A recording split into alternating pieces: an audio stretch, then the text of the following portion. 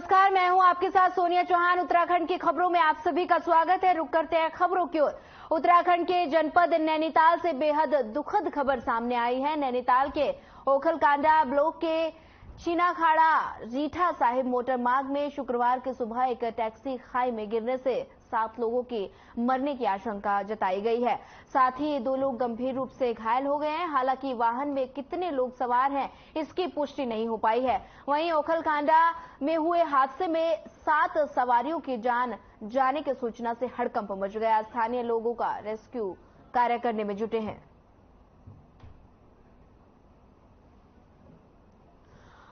बता दें कि नैनीताल की तस्वीरें हैं जहां पर 7 लोगों के मौत की आशंका जताई जा रही है। नैनीताल में बड़ा हादसा हुआ है जिसमें 7 लोगों की मौत हो गई है और 2 लोग गंभीर रूप से घायल बताए जा रहे हैं। बताया जा रहा है कि खाई में टैक्सी गिरने से सड़क हादसा ये हुआ है जिसमें 7 लोगों की मौत हो गई है और 2 लोग गंभीर रूप से घायल बताए जा रहे हैं। वहीं स्थानीय लोगों की मदद से रेस्क्यू ऑपरेशन किया जा रहा है।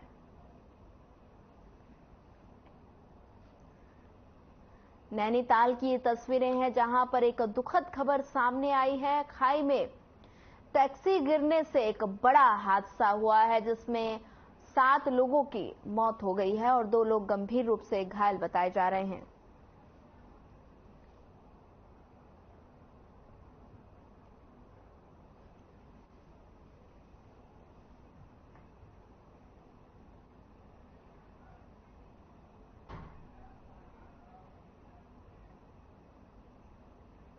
उत्तरकाशी टनल हादसे को लेकर बीजेपी ने कांग्रेस पर राजनीति करने का आरोप लगाया है। बीजेपी के प्रदेश प्रवक्ता नवीन ठाकुर ने कहा कि बहुत सी ऐसी भारी मशीन होती है जो हर जगह नहीं रखी जा सकती। घटना के बाद से ही प्रदेश सरकार लगातार प्राथमिकता के आधार पर टनल में फंसे लोगों को बाहर निकालने का काम कर रही है। वहीं दिल्ली से मंगाई गई मशीन अपना लगातार काम कर रही है और जल्द ही सभी मजदूरों को वहां से बाहर निकाल लिया जाएगा।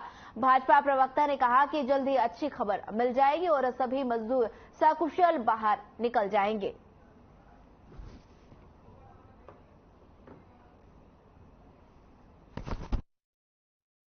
देखिए, अगर दुर्भाग्य से कल रात जो मशीन दिल्ली से आई थी उसमें दिक्कत ना आई होती तो निश्चित तौर पर आज 40 के 40 श्रमिक हमारे बीच होते।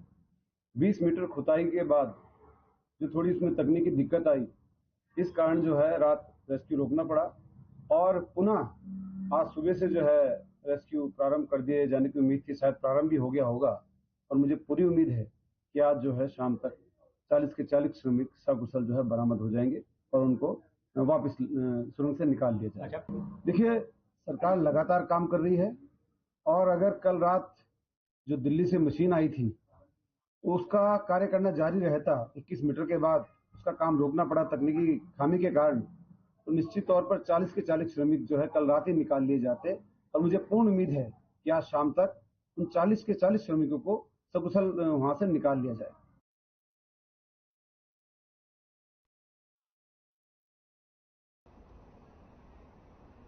यमुनोत्री राष्ट्रीय राजमार्ग पर सिलक्यारा टनल में रेस्क्यू ऑपरेशन जारी है।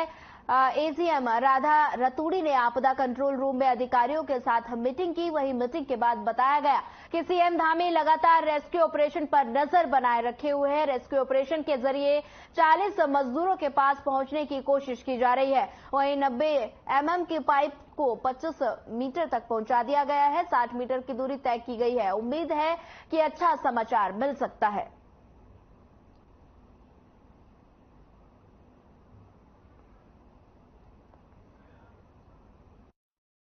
अभी जैसे कि आप लोगों को मालूम है कि जिस तरह से ये अभी चल रहा है वहां पे, तो बहुत व्यवस्थित, बहुत प्लान्ड वे में, ताकि जल्दबाजी इसमें ना हो कोई, क्योंकि जैसे आप लोगों को मालूम है कि वहां पे मलबा भी गिरने के चांसेस हो सकते हैं। तो इसलिए मशीन को, जो ऑगर मशीन है, उससे पूरे प्रॉपरली, पूरे सिस्टमेटिकली उसको पुश किया जा रहा है ताकि टाइमली उनको निकाला भी जा सके और साथ साथ में ऑक्सीजन, मेडिसिन, खाने की वो भी करेक्ट, उसका भी बैकअप उनको दिया जा रहा है।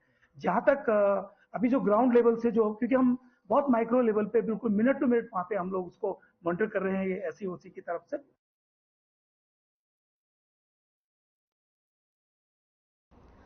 बता दें कि देहरादून की तस्वीरें हैं जहां पर सिवक्यारा टनल में रेस्क्यू ऑपरेशन जारी है और 600 मीटर की दूरी तय की गई है। बता दें कि दूरी तय करनी है और जिसको लेकर आपदा कंट्रोल रूम में मीटिंग की गई है। सिलक्यारा टनल में रेस्क्यू ऑपरेशन जारी है जिसको लेकर आपदा कंट्रोल रूम के मीटिंग की गई है। आप तस्वीरों में देख सकते हैं कि मीटिंग पर में चर्चा की जा रही है कि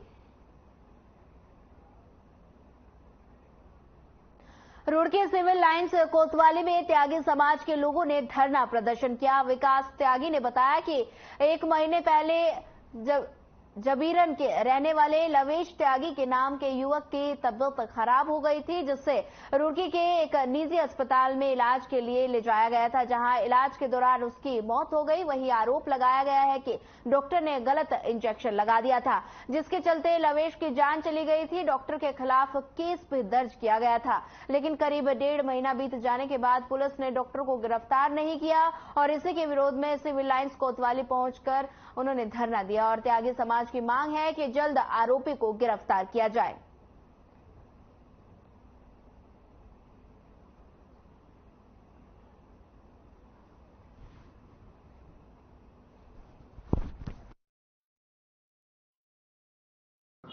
देखिए, पिछले महीने एक लवेश त्यागी है जो जबीरन का रहने वाले थे, एक डॉक्टर के द्वारा उनका इलाज किया गया था, लेकिन गलत इलाज के कारण उन्होंने एक गलत इंजेक्शन लगाया और उनकी जान चली गई। उसमें मुकदमा पंजीकरण किया गया, लेकिन आज 1-1.5 महीना बीत जाने के बावजूद भी पुलिस के द्वारा उसकी गिरफ्तारी नहीं की गई। इसी प्रकरण में आज हमारे राष्ट्रीय अध्यक्ष और हमारी प्रदेश अध्यक्ष त्यागी बंगार समाज की यहाँ आई और समाज के और अन्य सर्व समाज के लोग यहाँ पे पहुंचे और अपनी बात यहाँ पे हमने जो है अपनी रखी प्रशासन को कि जल्दी उसकी गिरफ्तारी की जाए।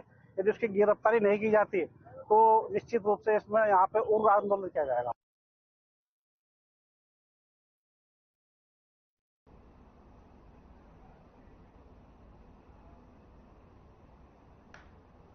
लोकसभा चुनाव नजदीक आने के साथ कांग्रेस अब अटैकिंग मोड में नजर आ रही है। आपको बता दें कि अल्मोड़ा मेडिकल कॉलेज में डॉक्टर्स की कमी और मरीजों को हो रही परेशानी के विरोध में कांग्रेस कार्यकर्ताओं ने अल्मोड़ा मेडिकल कॉलेज के प्राचार्य का घेराव किया। दल बदल आपको बता दें कि इसके साथ ही कांग्रेस कार्यकर्ताओं ने मेडिकल कॉलेज के प्रशासनिक भवन में जमकर प्रदर्शन किया। कांग्रेसियों ने धामी सरकार, स्वास्थ्य मंत्री और अल्मोड़ा मेडिकल कॉलेज प्रशासन के खिलाफ जमकर नारेबाजी की। वहीं कांग्रेसियों का कहना है कि डॉक्टर और स्पेशलिस्टों के अभाव में अल्मोड़ा मेडिकल कॉलेज सफेद हाथी साबित हो रही है।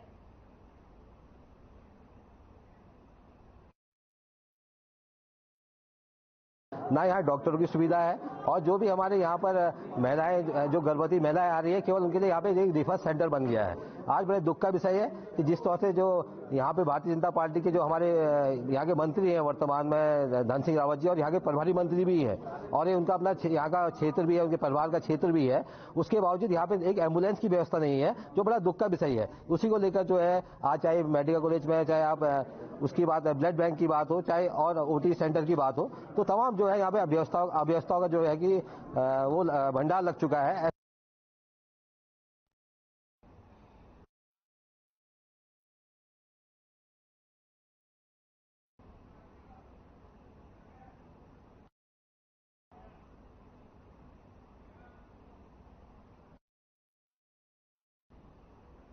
प्रदेश सरकार की ओर से रोजगार को बढ़ावा देने के लिए लगातार काम किया जा रहा है और इसी क्रम में आगामी 18 तारीख को राजधानी देहरादून के सेवा योजन कार्यालय में रोजगार मेले का आयोजन किया गया। जिला सेवा योजन अधिकारी अजय सिंह ने बताया कि इस बार रोजगार मेले में 7 सेक्टर की 40 कंपनियां प्रतिभा करेंगी, जिसमें 1371 पदों के लिए अभ्यर्थियों के संपर्क किया गया है। वहीं साथ ही उन्होंने बताया कि जो भी अभ्यर्थी रोजगार मेले में प्रतिभा करना चाहते हैं वो रोजगार प्रयास पोर्टल के माध्यम से अपना आवेदन कर सकते हैं।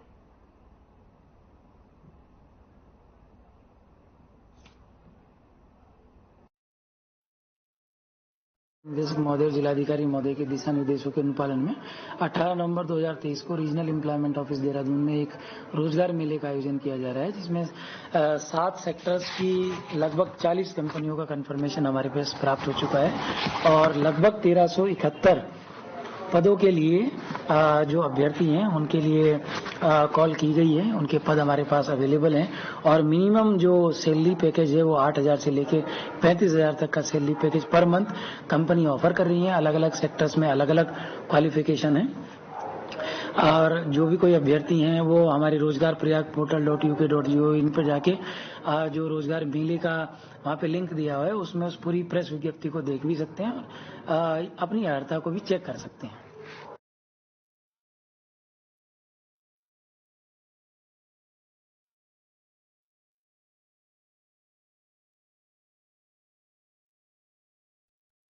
देहरादून में 9 नवंबर को रिलायंस ज्वेलर्स शोरूम में करोड़ों रुपए की लूट हुई है और इसी मामले में पहले दिन से ही पुलिस के कामकाज पर सवाल उठ रहा है। एएसपी बता दें कि एसएसपी देहरादून ने विपक्ष को इस पूरे मामले में राजनीति न करने की सलाह दी है। वैसे अपनी जांच के बीच पुलिस ने दावा किया कि जिन लुटेरों ने देहरादून में करोड़ों रुपए की लूट की है उनके 2 साथियों को पुलिस ने बिहार से गिरफ्तार किया। वहीं उन्होंने देहरादून लाया जा रहा है। एसएसपी अजय सिंह ने कहा कि पुलिस अपराधियों को ढूंढने के लिए लगातार दबिशें दे रही है। जल्द ही अपराधियों को पकड़कर सलाखों के पीछे भेजा जाएगा।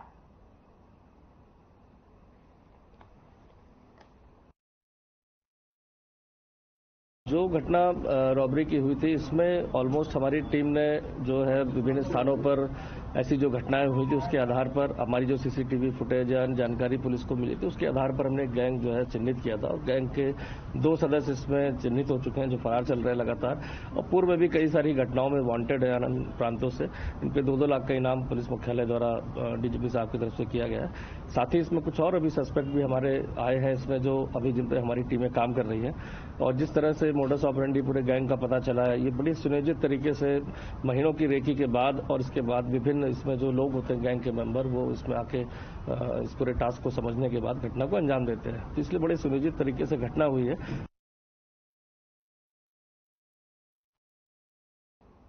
थाना दिनेशपुर क्षेत्र अंतर्गत वार्ड नंबर 9 में विगत रात अज्ञात चोरों ने चंदन की लकड़ी चोरी करने वाले गिरोह का खुलासा करते हुए दिनेशपुर पुलिस ने एक आरोपी को गिरफ्तार किया। आपको बता दें कि आरोपी पहले भी चंदन की लकड़ी चोरी करने के मामले में जेल जा चुका है। वहीं कुछ दिन पहले दिनेशपुर स्थित तालाब के किनारे से चोर एक चंदन का पेड़ काट कर ले गए और अन्य पेड़ों को काफी नुकसान किया। वहीं काटे गए चंदन पेड़ों की कीमत अंतर्राष्ट्रीय बाजार में लाखों रुपए बताई जा रही है।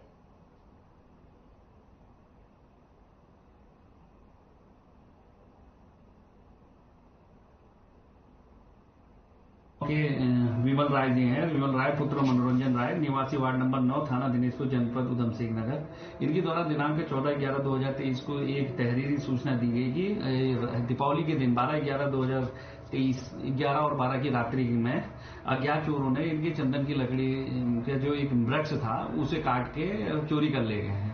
क्योंकि मामला चंदन की लकड़ी से था तो वरिष्ठ पुलिस अधीक्षक महोदय द्वारा तत्काल हमें निर्देशित किया गया और थाने पर एक टीम गठित करने के लिए निर्देशित किया गया, जिस पर हमारी टीम गठित की गई, जिसमें अपर जो है हमारे उप निरीक्षक संतोष उप्रेती द्वारा उसकी लीड किया गया तथा सारे जो सीसी कैमरे हैं और अन्य जो सूचनाएं संकलन की जाती है वो सूचनाएं के संकलन किया गया।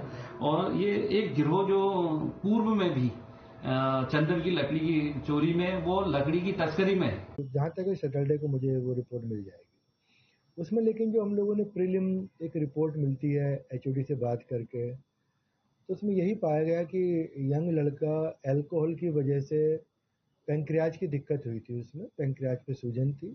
ये अपने आप में काफ़ी खतरनाक बीमारी मानी जाती है और इसमें उस मरीज की 3 दिन तक आराम नहीं आया था। ये बहुत ही बड़ी चीज़ हमारी डेवलप हो गई है। सबसे बड़ी चीज़ तो वही है, स्टाफ की शॉर्टेज है। देखो स्टाफ में भी आपको बताया ना, वार्ड बॉय की मेन शॉर्टेज है।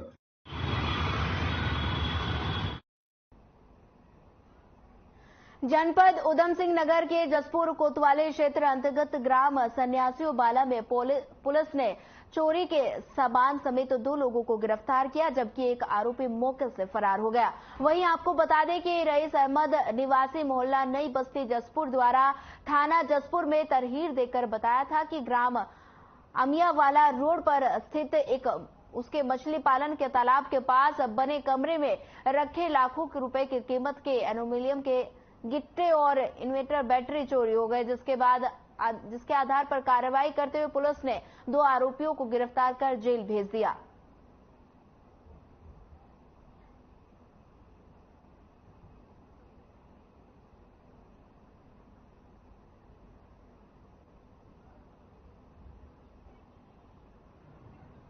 ये अमियोवाला में उनका एक पॉन्ड है फिश पालन का, वहाँ पे उनका इन्वर्टर बैटरा और जो एल्युमिनियम के उनके गिल्टे थे उसको कुछ चोरों के द्वारा, अज्ञात चोरों के द्वारा चोरी कर ली गई है।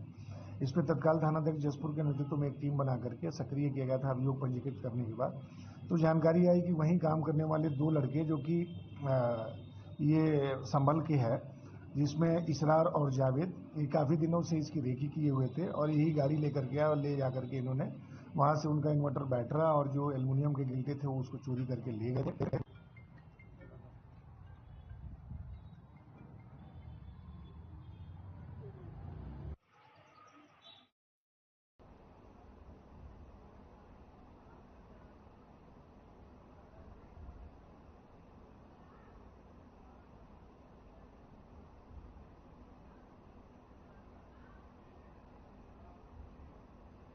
जनपद उधम सिंह नगर की जसपुर नादेही शुगर मिल में पेराई सत्र 2024 शुरू हो गया है और इसी कड़ी में प्रदेश महामंत्री खिलेंद्र चौधरी और पूर्व विधायक शैलेंद्र मोहन सिंघन, वर्तमान विधायक आदेश चौहान, बीजेपी के प्रदेश कार्यकारिणी सदस्य मनोज पाल और खड़क सिंह चौहान नादेही शुगर मिल पहुंचे। इस दौरान महामंत्री का बीजेपी कार्यकर्ताओं ने ढोल नगाड़ों के साथ जोरदार स्वागत किया। साथ ही फैक्ट्री में पूजा अर्चना के बाद किसान विनोद कुमार का सबसे पहले गन्ना तोला गया और बैलों की तिलक लगाकर किसान को शाल उड़ाकर सम्मानित भी किया गया।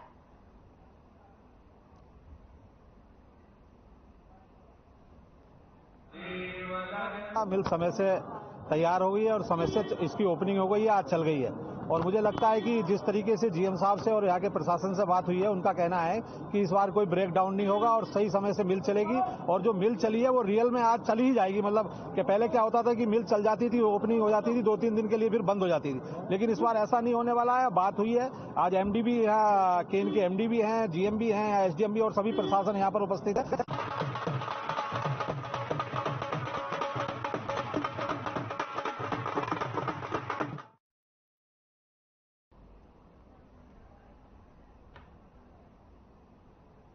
खटीमा के सालबोजे के आरक्षित वन क्षेत्र में पेड़ों की कटाई जोरों पर है। वहीं लकड़ी मंडी के 2 ट्रैक्टरों में अवैध रूप से लकड़ी सोख्ता भरे जाने की सूचना पर वन विभाग मौके पर पहुंचा, जिसके बाद खटीमा वन रेंज अधिकारी महेश चंद जोशी और डिप्टी रेंजर जागेश्वर वर्मा के नेतृत्व में एक टीम बनाई गई। वहीं गठित टीम ने सोख्ता से भरे 2 ट्रकों को पकड़ लिया और लकड़ी से भरे पकड़े गए दोनों ट्रकों को सीज कर वन विभाग के कैंपस में सुरक्षित खड़ा कर दिया। साथ ही लकड़ी किस प्रकार की है और कहां जा रही थी, सो पूरे मामले की जांच प्रक्रिया जारी है।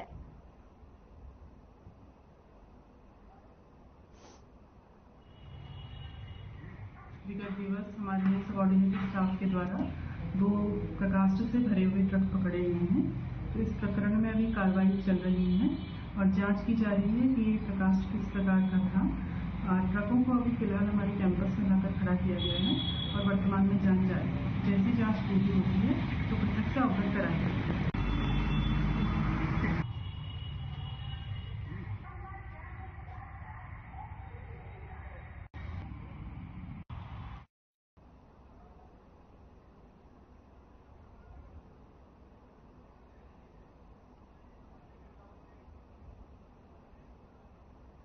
जनपद उधम सिंह नगर में खटीमा तराई पूर्व वन प्रभाग के एसडीओ संतोष पंत का अयंत्र संस्थारण हुआ और जिसके बाद जिम कॉर्बेट रामनगर से संस्थानित होकर खटीमा पहुंची। संचिता वर्मा ने एसडीओ के पदभार का ग्रहण कर लिया और इस दौरान बता दें कि संचिता वर्मा वन विभाग के अधिकारियों, कर्मचारियों और गणमान्य व्यक्तियों ने गुलदस्ता भेंटकर स्वागत सम्मान किया और शुभकामनाएं दी। वहीं इस अवसर पर खटीमा वन रेंज अधिकारी महेश चंद्र जोशी ने बताया कि खटीमा एक वीआईपी जोन है और इसलिए यहां समस्याओं और जरूरतों के समाधान के लिए नवांगतुक एसडीओ के मिलके तत्परता के साथ कार्य किया जाएगा।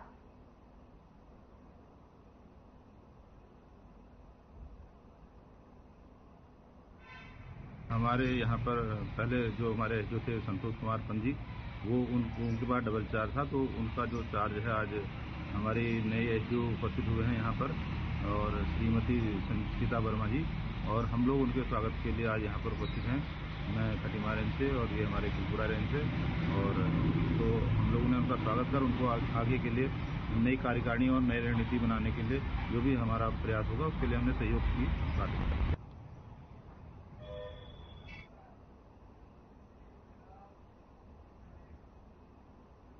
हल्द्वानी के रामपुर रोड में कमिश्नर दीपक रावत ने सड़क चौड़ीकरण कार्य का निरीक्षण किया और बिडकुल द्वारा बनाए जाए गए सड़क चौड़ीकरण कार्य में 21 किलोमीटर लंबे सड़क 58 करोड़ की लागत से बनाई जानी है, जिसे कार्यदायी संस्था बिडकुल को दिसंबर के आखिरी सप्ताह में बनाए जाने के निर्देश दिए। वहीं कमिश्नर दीपक रावत ने अधिकारियों को जरूरी दिशा निर्देश देते हुए समय पर काम पूरा करने के लिए कहा। साथ ही उन्होंने कहा कि वर्तमान में 7 मीटर चौड़े सड़क को 10 मीटर चौड़ा किया जाएगा, जिससे हल्द्वानी से रुद्रपुर के लिए बाईपास के पर्यटक दृष्टि से बेहतर इस्तेमाल कर सकेंगे। साथ ही यातायात में जाम की व्यवस्था सुचारू रूप से इसको लेकर दिसंबर आखिरी सप्ताह तक ये काम पूरा करने के निर्देश दिए गए हैं।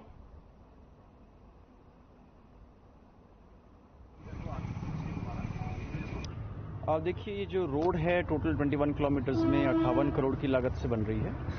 इसमें वाइडनिंग का काम मेनली इसमें होना था, और उसके अलावा वाइडनिंग के बाद वाला हिस्सा होता है उसमें शोल्डर्स को ड्रेस करना था। तो शोल्डर्स को जो ड्रेस करने वाला काम है और अन्य जो काम है बेल बाबा तक हो चुके हैं। बेल बाबा से ऊपर इसमें जो काम हो रहे हैं उसकी प्रोग्रेस धीरे चल रही है, और आप जानते हैं क्योंकि शहर के बीचों बीच, आबादी के बीचों बीच ये है, तो इस तरह से सड़कों को दिखना नहीं चाहिए। तो उसके लिए मैंने आपका एक अभी डेली फॉर्मेट बना दिया जिसमें ये हर दिन का काम। फिलहाल इस बुलेटिन में इतना ही। ज्यादा खबरों के लिए बने रहिए हमारे साथ। नमस्कार।